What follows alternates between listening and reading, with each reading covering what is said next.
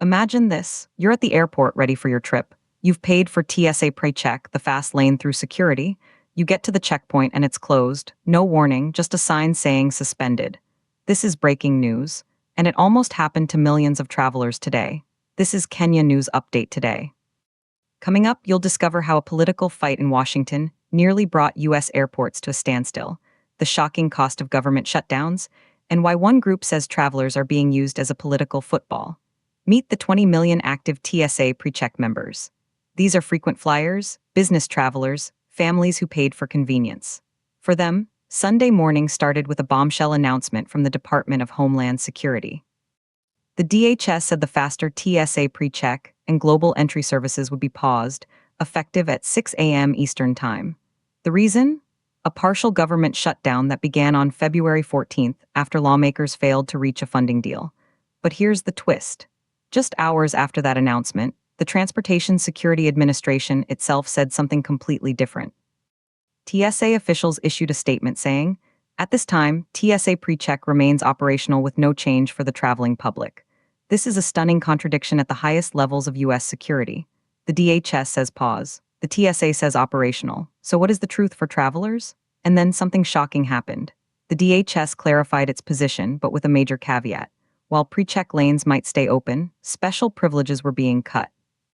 DHS Secretary Kristi Noem said in a statement, "TSA and CBP are prioritizing the general traveling population at our airports and ports of entry and suspending courtesy and special privilege escorts." This means escorts for members of Congress and other VIPs are gone. All officers are being redirected to focus on the core mission. But here's what nobody's talking about.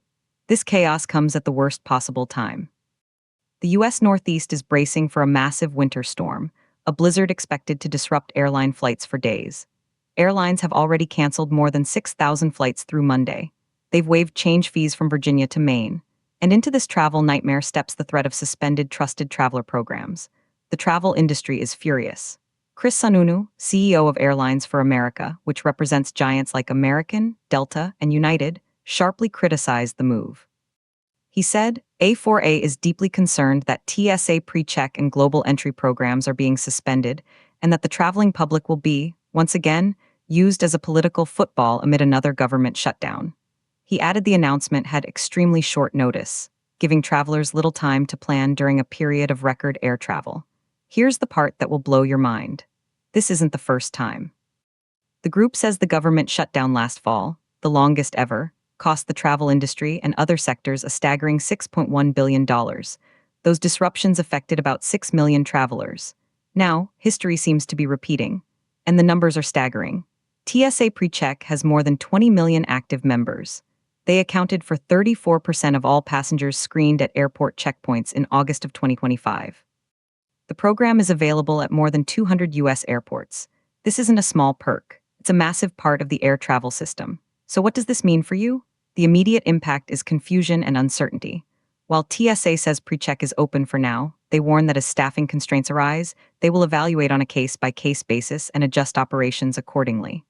The underlying cause, the partial government shutdown, remains unresolved. Some say this is a necessary prioritization of security resources during a funding crisis. Others say it's an unacceptable disruption that punishes paying customers and harms the economy.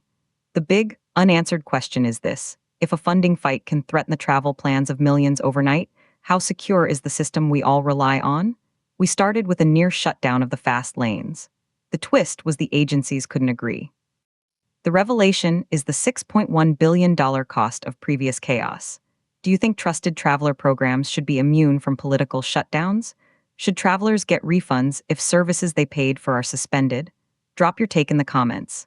Subscribe to Kenya News Update today for more breaking global news that impacts us all.